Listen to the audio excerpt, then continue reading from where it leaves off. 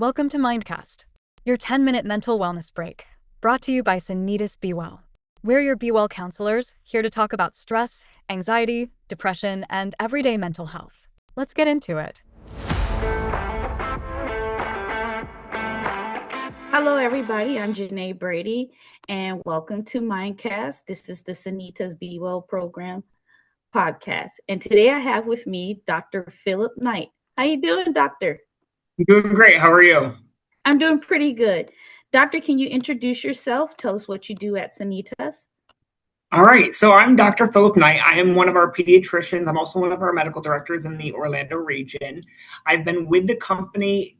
This month actually is my 8-year anniversary. And so I've seen the whole gambit of pediatric care from brand newborn baby to, adolescent to, the government says that 18-year-old is an adult, the 18 to 21-year-old teenager as well. Okay, very extensive.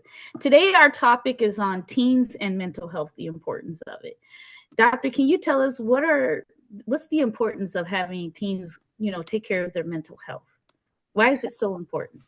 It's so important because this group of, young adults, they're coming into their own.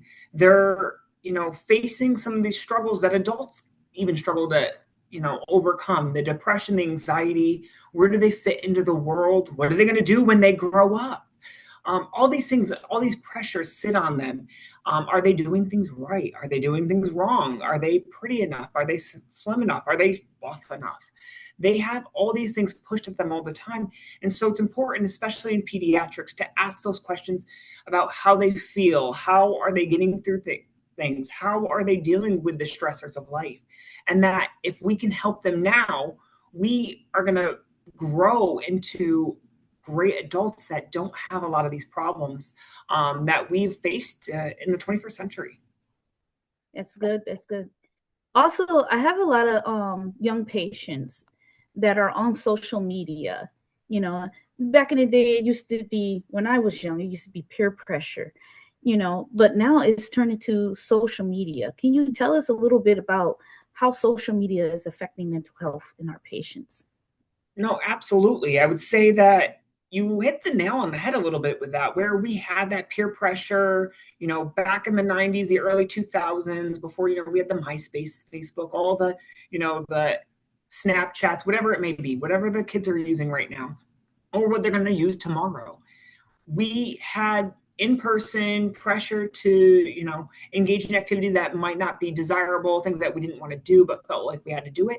That has now shifted to a virtual, platform where if it's uncontrolled, teenagers are going to, bully their classmates. They're going to make them feel down. They're going to push them to do things at home that they might not want to do. And so it comes right into the house where it's hard to protect our teens from that. So it's having that awareness that just because we don't have that peer pressure that we saw in the 90s and 2000s of, somebody doing something physical, it has now become a virtual platform. And so, I encourage my parents to always have safeguards in place and for teens to have an honest conversation of what they're doing on their social medias or on the internet nowadays, and that they can have that conversation with me, they can have it with their parents, with some trusted adults. So we know that they are staying safe, and then giving them a heads up that, hey, you might get bullied, you might face adversity online, and that I'm here to help in any way that I can. Exactly. I totally agree. I especially tell patients, you don't always have to be on the put the phone away. Go do something else. Go hang out with friends, and don't listen to what other people think about you. It's important what you think about yourself. Oh, absolutely. It's important that you love yourself. Yeah. Yeah, I try to, show the patients that come into my room, like the young adults, when they walk in and they might feel down about something, I'm like, stand up tall, have that confidence. I tell them, I wish I could just pull it out of my heart and give you all the confidence I have.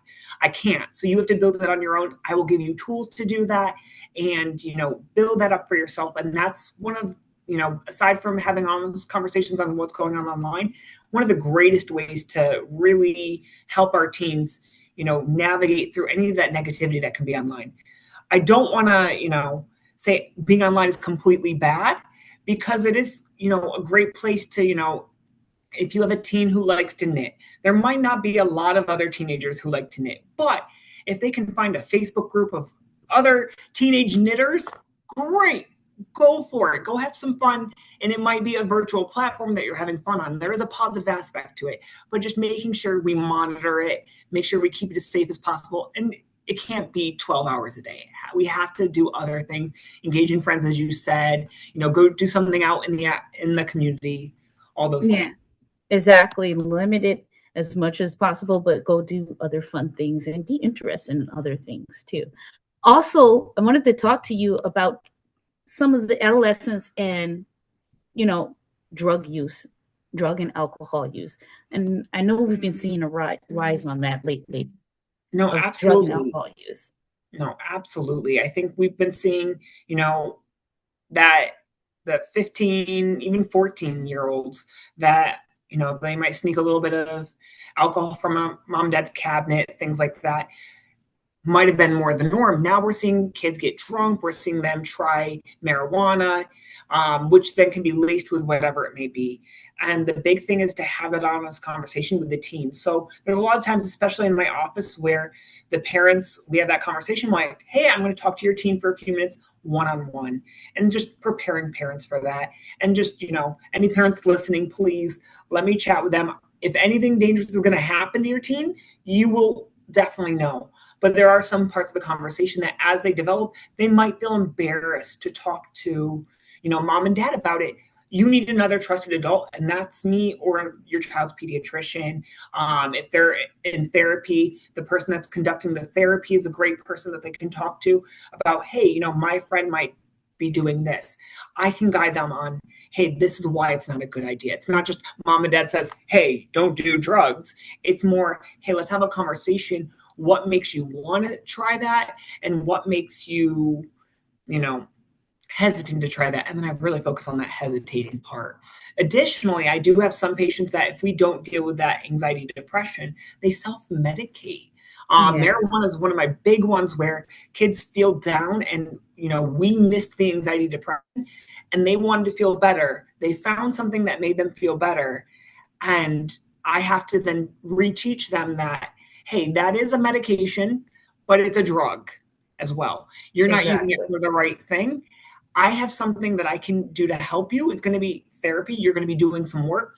But if you qualify, I have medications that would better help with your mental health, and I can help you get through this. And again, I like to tell them like, hey, if you're, 15 years old, it took you 15 years to get here. It's going to take me some time, but I promise we will get through it together. Exactly. I also tell parents, listen, your children's health is important, just like their physical health, also the mental health. Bring them in to talk to somebody if you feel there's something going on, or talk to them about, what's happening. Some nowadays young people are into going to therapy and talking about what's happening with them, and that's a good thing, and I tell parents, don't feel like it's a bad thing. It's confidential, nothing gets out unless your child say they want to hurt themselves or hurt other people. That would be us alerting you and alerting authorities, to help your child, and make sure that you and everybody else is safe. But, it's important. Children's, their minds are important as well as their body. So, it develops as they develop, things are going to change. And I often tell patients, you're young, your mind is not fully developed. So using drugs or alcohol, using, having the peer pressure and things like that, and all these other things and pressures on you, sometimes you have to talk to somebody to get through. No, absolutely. And, they just need to not feel alone in the world. For them, they always feel that, that now state, that now is almost like the forever, like what's happening now is always forever. And, I try to get them that there is a future. Things are going to change, whether it be like, I might not like this friend group in high school. Guess what? You go to college next year. It's going to be completely different. Nobody's ever going to think about those things. You're going to be okay. Absolutely. Once those moments pass, they're gone. They're in the past. You can reflect if you want, but let's read our books going forward. So let's not read them backwards. Thank you for helping us today, Dr. Philip Knight. If you or anybody is out there suffering with mental health issues, or your teen is suffering from mental health issues, we have excellent care. We have excellent counselors and doctors like Dr. Philip Knight here to help you. Thank you. Okay.